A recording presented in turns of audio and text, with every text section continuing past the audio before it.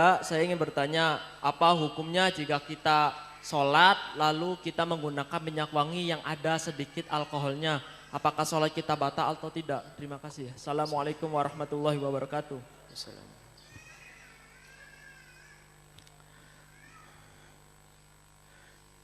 Minyak wangi. Atau pertama adalah kita bicara tentang alkohol. Termasuk najis yang 7 dalam madhab kita Imam Asy-Syafi'i radhiyallahu ta'ala anhu, yang disebut najis adalah semua najis. Yang kelima adalah semua cairan yang memabukkan. Di dalam masalah cairan memabukkan di sini termasuk adalah alkohol. Alkohol dikatakan itu adalah saripati khamr, ruhul khamr. Khamr haram diminum sekaligus najis.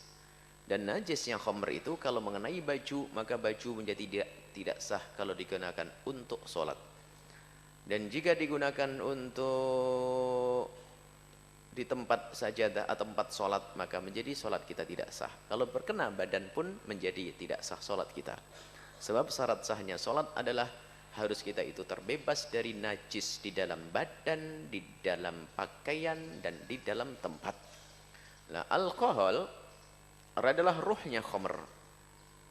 Ruhnya khamr. Berkenaan dengan, kalau sudah begitu, maka kalau alkohol yang biasa dikonsumsi untuk diminum itu, karena itu adalah ruhnya khamr, maka hukumnya najis. Menurut 4 madhab, tidak ada perbedaan dalam hal ini. Di dalam madhab Imam Abu Hanifah, kemudian madhabnya Imam Malik, madhab Imam Syafi'i, dan Imam Ahmad ibn Hanbal. Baik, ini dulu faidahnya seperti ini. Kemudian alkohol yang ada di dalam minyak itu bagaimana hukumnya? Baik, sekarang pertanyaannya, apakah alkohol yang ada di dalam minyak wangi itu sama dengan jenis alkohol yang biasa dikonsumsi untuk minuman keras? Nah, ini perlu dijelaskan. Apakah alkohol yang ada di dalam, nah ini kita perlu kembalikan kepada istilah ilmiahnya. Alkohol yang biasa digunakan dalam minyak wangi itu ternyata itu bukan alkohol yang bisa diminum. Kalau ada orang minum alkohol itu langsung buta matanya, karena itu sama sekali tidak bisa dikonsumsi untuk diminum. Jadi alkohol yang bisa diminum itu ada jenis yang lain. Nama apa? Nama kimianya kita lupa, ada nama kimia yang khusus. Jadi alkohol yang biasa digunakan di kosmetik, digunakan untuk minyak wangi, itu adalah bukan alkohol yang biasa digunakan untuk campuran minuman. Sebab alkohol yang biasa digunakan untuk minyak wangi itu sama sekali tidak bisa dikonsumsi. Siapapun yang mencoba meminumnya maka akan menjadi buta matanya, akan itu merusak. Baik, jika benar seperti itu, maka kasusnya alkohol yang biasa digunakan dalam minyak wangi ini bisa disamakan dengan hukum spiritus, minyak tanah. Diminum boleh enggak? Haram diminum, akan tapi kalau bersentuhan dengan pakaian tidak menjadi najis. Tapi spesial alkohol yang ada di dalam minyak wangi. Tapi kalau sudah alkoholnya alkohol yang berada di dalam makanan, minuman, maka itu adalah jenis alkohol yang bisa dikonsumsi. Maka itu adalah alkohol yang najis. Ini dijelaskan juga oleh ahlinya dalam hal ini. Baik, kalau memang kasusnya seperti itu, alkohol yang ada di minyak wangi itu adalah bukan jenis alkohol yang biasa digunakan untuk makanan atau minuman, maka tentu hukumnya berbeda. Seperti halnya spiritus diminum memang haram, tapi kalau kena baju tidak najis. Seperti halnya bensin, kalau kena baju kita tidak najis, tapi kalau diminum haram. Orang mau minum bensin matilah dia. Baik, mabuk juga itu, mabuk karena ada spiritus diaduk. Baik, ini baik. Kemudian ada lagi yang mengatakan bahwasanya ini yang ketiga, pembahasan yang ketiga, alkohol yang ada di dalam minyak wangi itu adalah sama dengan alkohol yang bisa dikonsumsi. Akan tapi apakah kencang keras begitu hukum itu dalam urusan minyak wangi? Baik, jika kasusnya adalah bukan untuk diminum, beda. Jadi bagi yang ketiga ini, pokoknya kita ingin mengatakan bahasanya pakai minyak wangi jangan terlalu kenceng-kenceng deh. Jadi yang jelas begini, orang kelompok yang ketiga mengatakan bahwa alkohol yang digunakan di dalam minyak wangi itu sama dengan alkohol yang dikonsumsi. Artinya jika diminum hukumnya tetap haram. Baik, haram. Cuman sekarang yang dibahas masalah kenajisannya. Jadi ya jelas kalau alkohol Anda konsumsi masuk ke dalam perut Anda haram, harga mati, sudah jelas ya. Biarpun obat batuk yang selama ini Anda konsumsi, bagi yang mengatakan sama, minyak wangi juga sama. Kalau alkohol minyak wangi dan alkohol yang ada di obat batuk dan sebagainya sama, berarti lihat hukumnya sama. Dalam hal ini adalah yang disepakati bahwa urusan dikonsumsi mutlak, jangan. Biarpun 0,5% Anda tidak boleh mengkonsumsi obat batuk yang ada alkoholnya. Selesai. Tapi lihat, urusan mengenai baju dan sebagainya, apakah nggak ada celah? Wong tidak saya minum kok. Saya nggak minum minyak wangi kok. Minyak wangi hanya saya oles untuk wewangian. Tambahan yang ada di dalam minyak wangi ada alkoholnya. Apakah benar-benar gak boleh?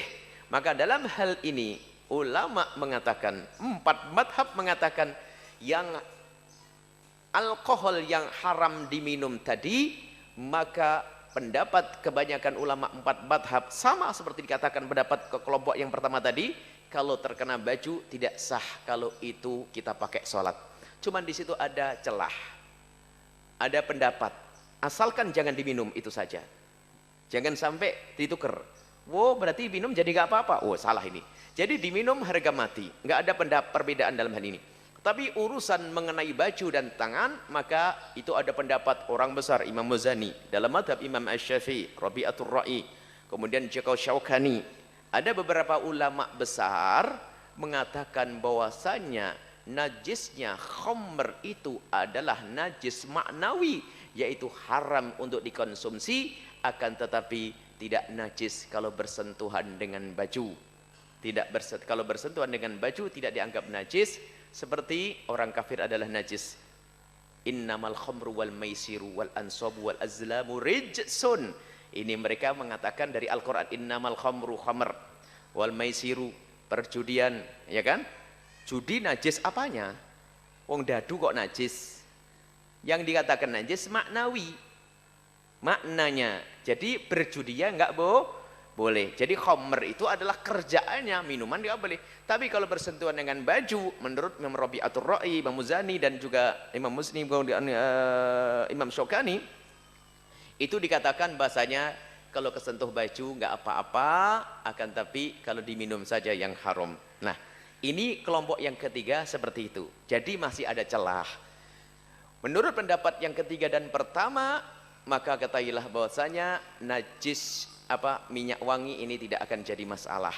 Pendapat yang kelompok yang pertama yang mengatakan bahwasanya alkohol yang digunakan untuk minyak wangi bukanlah alkohol yang digunakan untuk minuman. Kemudian pendapat kelompok yang ketiga membedakan bahwasanya najisnya khamr itu adalah bukan najis hissi, bukan najis secara zahir yang bersentuhan dengan baju lalu menjadi tidak sah sholat kita, akan tapi najis yang maknawi. Tapi itu mendapat lemah. Tidak pantas kita dikit-dikit pakai pendapat lemah. Akan tapi dalam keadaan tertentu kita boleh. Artinya begini, jika Anda diberi oleh seseorang, maka ya terima sajalah. Tapi kalau ternyata Anda beli, pilihlah yang tanpa alkohol. Selagi masih ada peluang, jangan sampai nanti ada orang nyemprotkan kepada Anda, astagfirullahaladzim najis, la ilaha illallah, salat. Nah, ini tidak enak hati gitu. Jadi seperti itu. Dan ternyata memang kami lebih cenderung untuk mengikuti ulama kelompok yang pertama tadi. Ini adalah beda. Jadi kita gampang saja, ringan saja. Yang penting Anda jangan diminum deh minyak wanginya ya. Yang penting jangan diminum, kemudian jangan diaduk sama teh. Alkoholnya itu nggak boleh, itu semuanya. Kalau masuk ke dalam perut kita menjadi tidak boleh. Tapi kalau bersentuhan dengan baju, masih ada khilaf di antara ulama. Kemudian kami tegaskan lagi ya, selagi urusannya bukan Anda minum, kemudian masih ada celah di antara para ulama, maka hendaknya kita juga jangan terlalu kaku-kaku, tapi tetap Anda bisa memilih. Kalau Anda beli ya yang non alkohol. Tapi kalau dikasih, ya pakai sajalah, karena sudah dikasih, biar yang ngasih senang. Itu saja, wallahu a'lam bishawab.